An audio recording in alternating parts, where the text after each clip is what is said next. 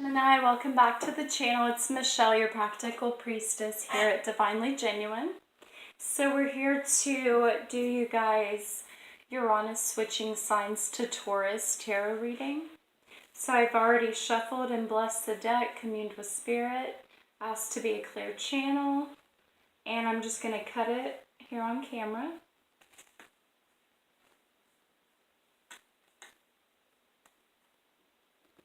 Okay.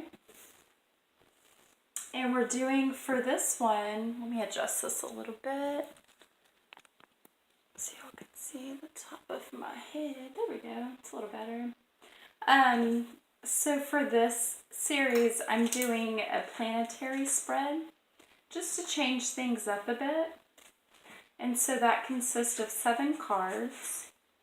Let me pull it up here. And so this transit happens on the 15th next week, and it's the same day as the new moon. So, and it's a 7 to 8 year transit. I think it goes through until the end of June of 2025, something like that. Okay, so here we go. So we've got card 1, 2, 3, 4, 5, 6, and 7. Okay. Now the first card represents Saturn, and it's the karmic return. It's endings and time, the issue approached from the perspective of the inevitable, big themes. It's what is ending in life. And we've got the Princess of Wands. Okay. Beautiful card. Oh. Princess of Wands. Let's see. Wands typically represent ideas. Princess of Wands will be over here. It's the fuel of the fire. Instigation of desire, fire, spark of passion and inspiration, desire acted upon, fueling an ambition, making your impulses a reality through application. Somebody with endless energy and passion. Somebody starting a project or setting out for a goal, an object of desire. Okay, so that's ending with this transit. So maybe it's a goal you've already achieved, and that's why it's ending.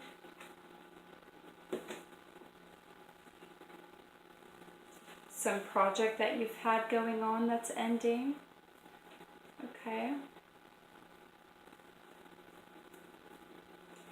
Now the second card represents Mars, and that's this one.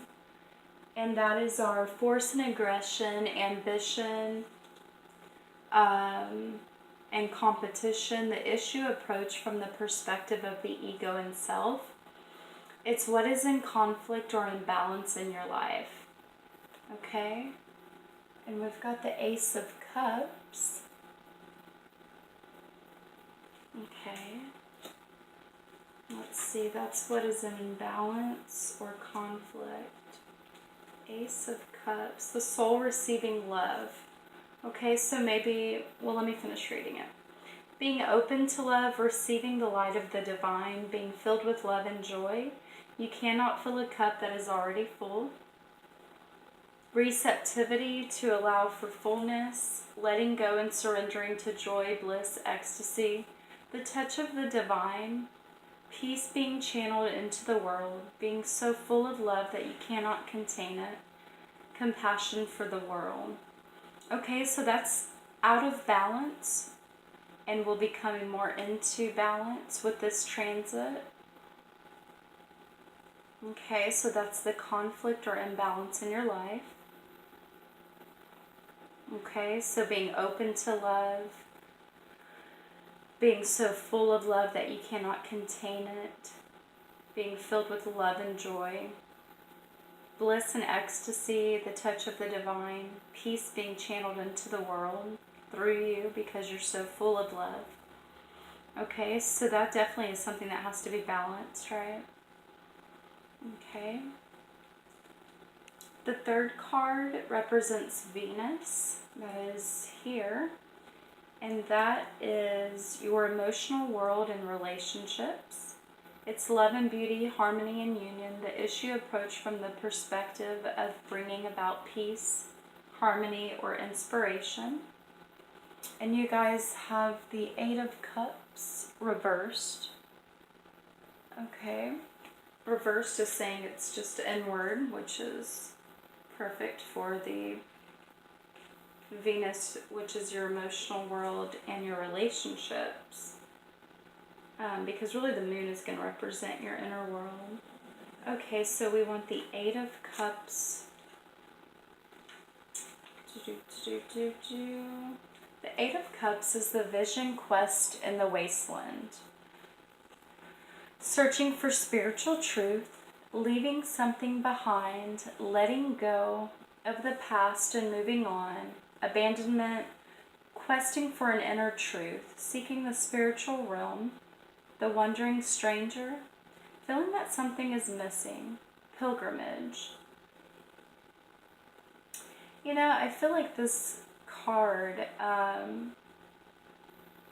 you know, it sucks going through things that aren't fulfilling, right? But unless you take the time when it's needed to search for the spiritual truth, to search for an inner truth, and to seek the things that you feel are missing, I feel like you will just always go back there, you know? Not just you, like everyone, you know? So take the time during this transit, you know, come back to this video, remind yourself, take the time to search for your spiritual truth. Search from what's in. We all have the answers within. It's just a matter of making the time to do that. Okay?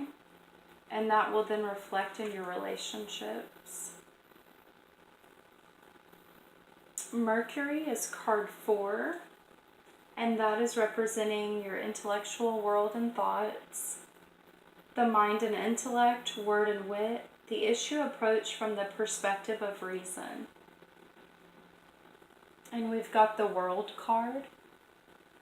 I believe the Leo King said just yesterday that the World card actually represents Uranus. I think this book actually lists those too. So your intellectual world and thoughts.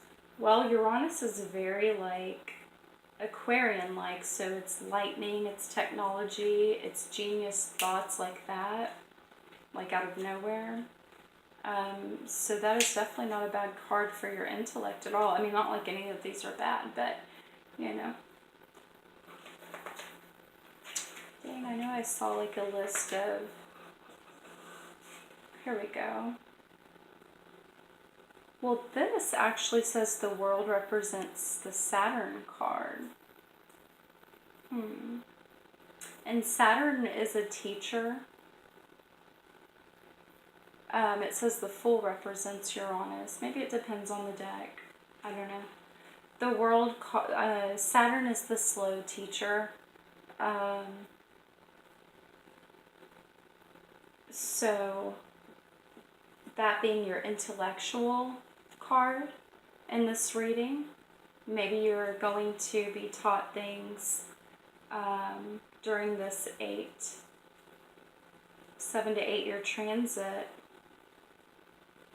that maybe you don't get right away or fast, but more of a slow and steady type of teaching.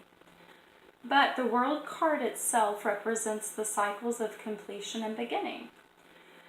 So completion, endings, giving way to new beginnings, cycles, the journey is never over, synthesis, experience as teacher, everything is a lesson, opportunity, learning the rhythms of your life, celebrating life, full awareness and knowledge, having everything you need. Okay.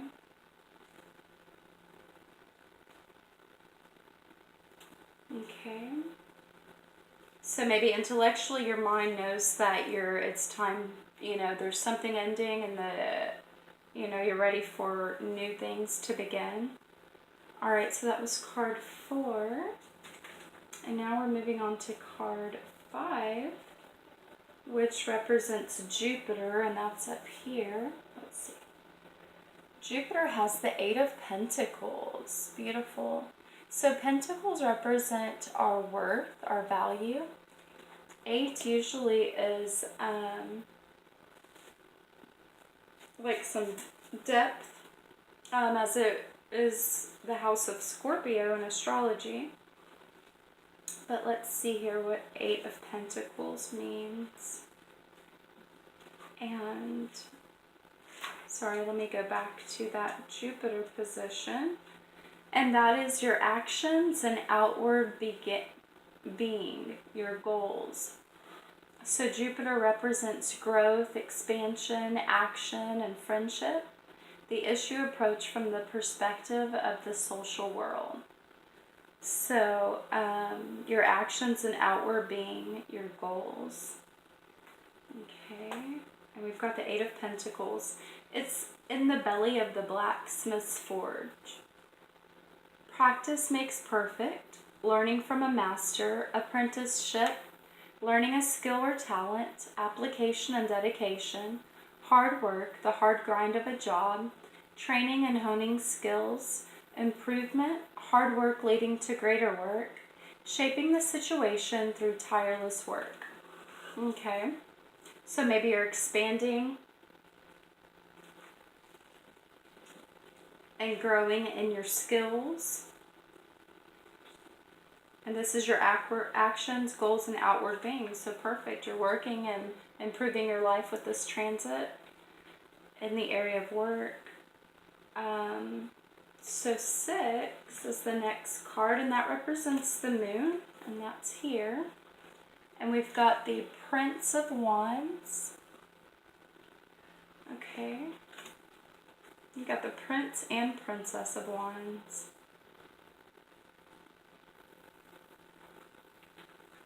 So the moon is your inner world. It's receptivity and intuition. It's dreams and rhythms. The issue approached from the perspective of intuition.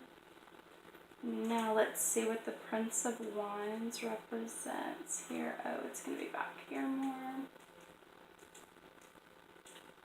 It's the adventurer of passion. I feel like you guys got this in your new moon reading as well, which is up, so check that out. A thrill seeker, an impetuous, mischievous person, a firecracker personality, seizing the day, taking risks, chasing adventure, seeking sexual stimulation, searching for fame and renown, a boaster, a jack of all trades, never-ending adventure, following your passion. Okay, so that's how you guys are feeling. You're feeling very motivated, seeking your passion, feeling like chasing thrills. You're very sexually stimulated, and a jack of all trades. Very cool. All right, now for the last card, the 7th card, it represents the sun, and that's the center and vitality, truth and purpose. The issue approached as a synthesis of all the other cards, or the main focus of life right now, or at this time. So that'll be for this 7-year transit. And we've got the Prince of Cups reversed. So again, that's inward. Prince of Cups. Go back here, there's the King. And says, the Prince of Cups is the savior and grail seeker.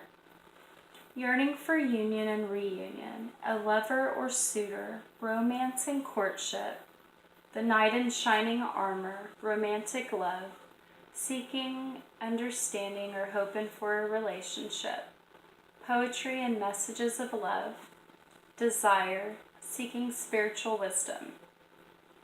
Okay, so that is y'all's main focus for this transit. So wow, that's I feel like it's a lot of really beautiful stuff. There was nothing really negative in y'all's reading, so that's awesome.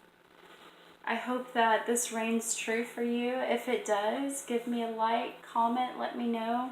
I mean, I guess you won't know right away, but so 7-year transit. Good luck, guys. Thanks for y'all's support. Love y'all. Peace.